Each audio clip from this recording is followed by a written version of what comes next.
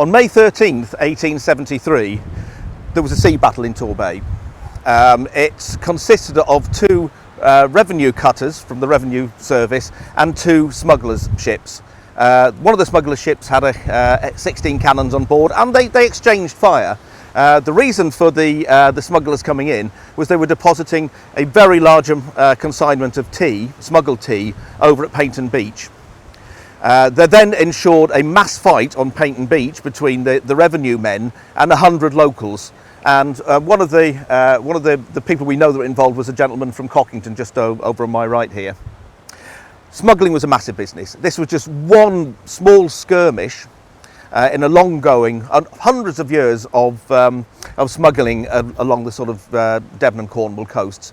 Devon and Cornwall were particularly prone to smuggling, partly because we're not that far from France and Spain a little bit further on.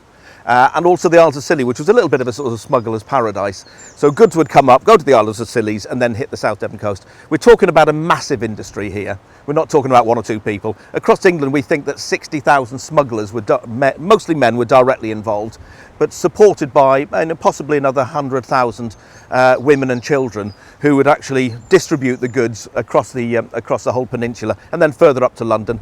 An awful lot of people were involved in this, and the kind of goods we're talking about were the obvious ones, the sort of brandy and tobacco, but also things like playing cards.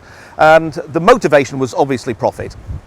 So we're saying that you could buy brandy or tobacco in France at 1/5 or 1/10 of the price you could actually sell it in England. However, this wasn't risk-free.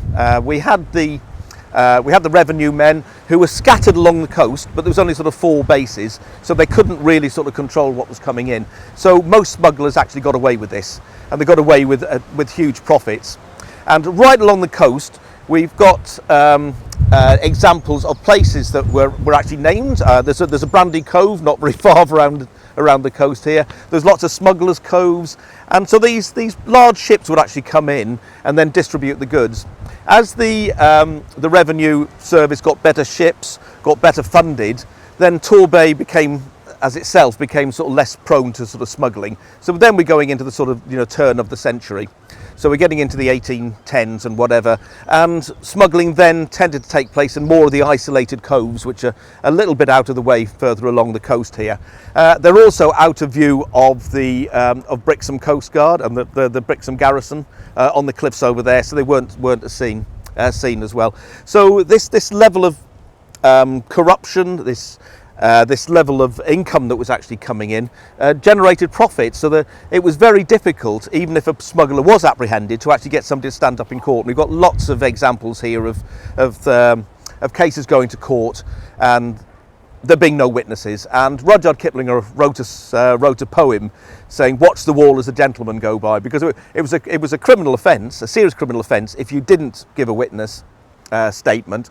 So the way to get around that is, if you saw the gentleman come and you think there might be smugglers, you would literally turn round and face the wall, so you could legitimately say in court that you saw nothing because you didn't.